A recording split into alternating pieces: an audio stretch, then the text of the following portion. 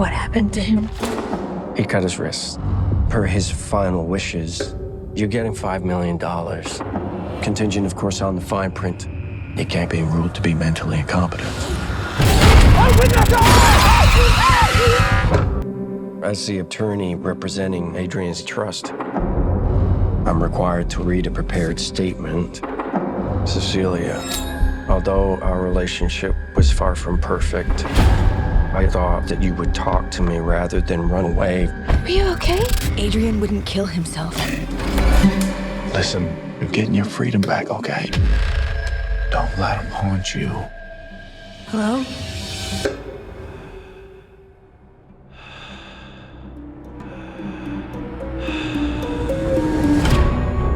I'm scared. You don't have to be scared of him anymore. He was a sociopath. Completely in control of everything.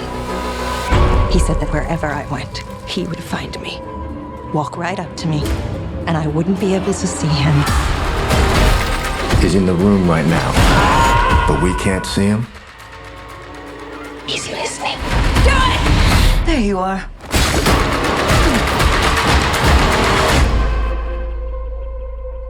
The Invisible Man is like this quintessentially old-fashioned concept. It's like, science got amok.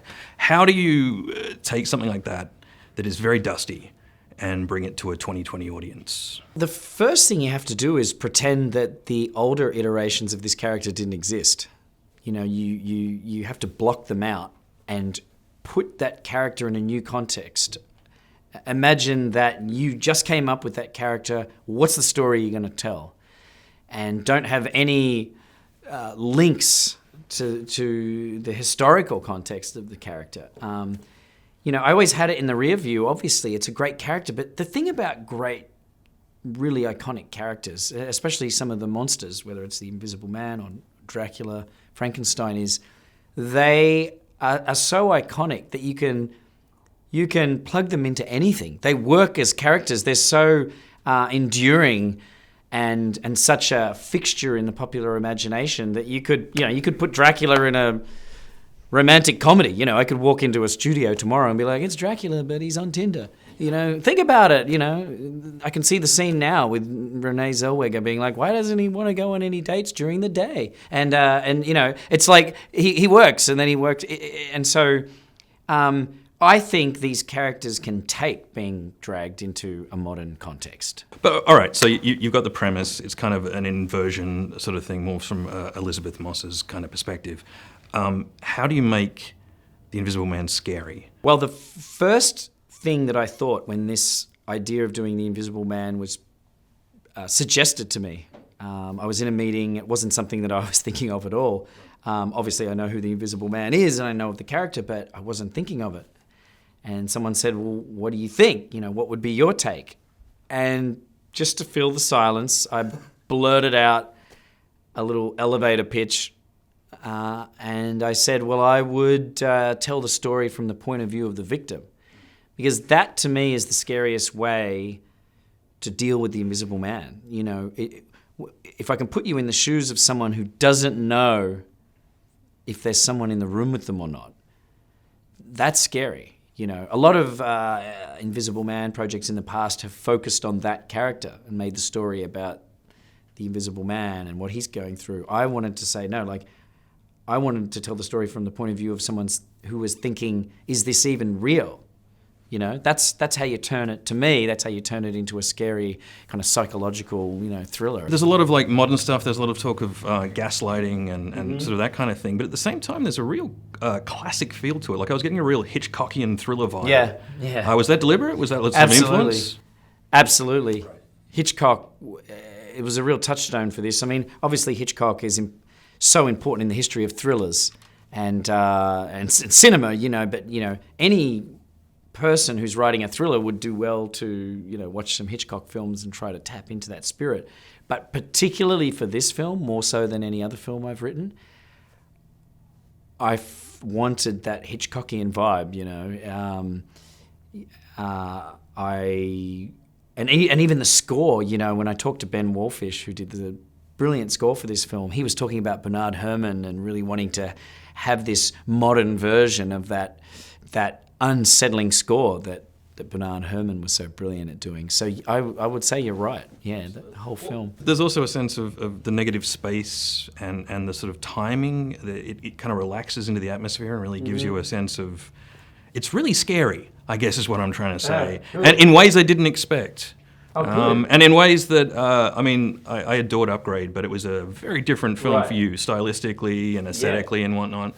Is this a direction you want to move further into, like more sort of dark thrillers? The thing is, you've got to let the story lead you. Like, don't start with a genre. For me, that's putting the cart before the horse. Like, I've never woken up in the morning and thought, I want to do a comedy.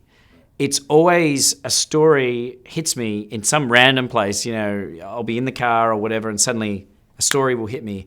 And if it's a comedy, great, I'll follow it down that path. If it's, it just so happens that a lot of the ideas I have are like thrillers and more, suspense-based. In the case of Upgrade, it was kind of sci-fi.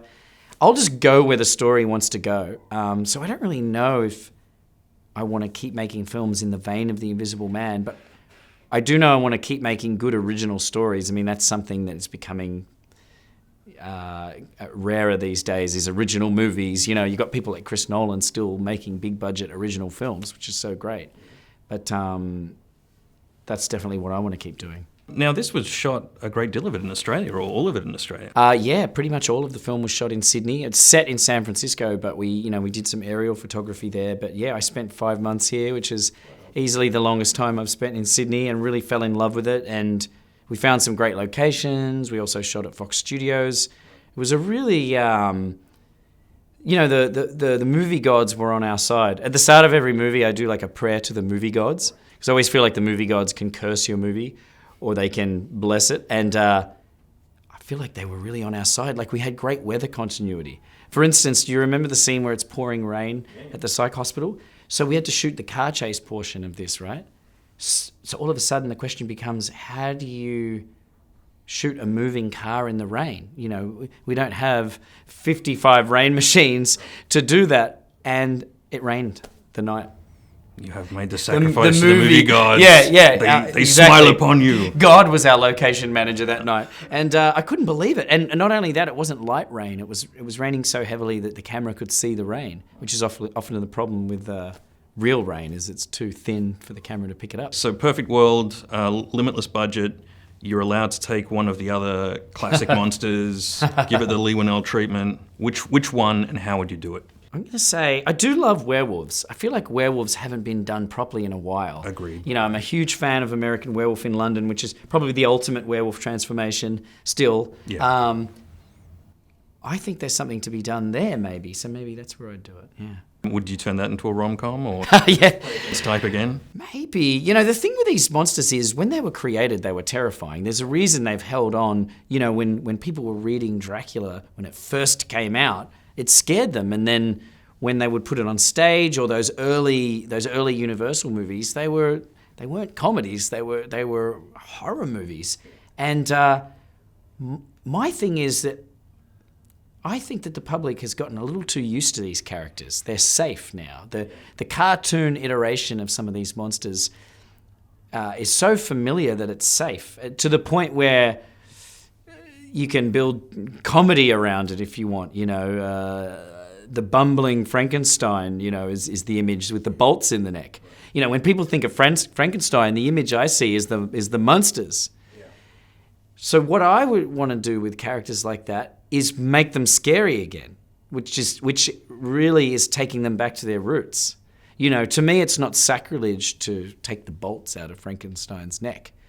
It's actually the greatest tribute you could pay to that character, to make him as scary today as he was, 100 years ago. I think these characters have endured for a reason, and I think they can be scary if people want them to, if they take the time to make them scary.